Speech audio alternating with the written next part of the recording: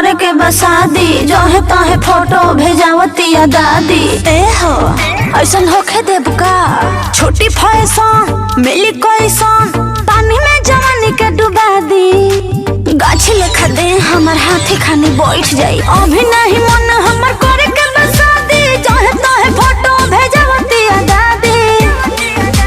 बढ़ल हमर बीपी अब बुखार भइल बा मर गई रे जब से पेन्हतानी दीदिया के कपड़ा लफड़ा।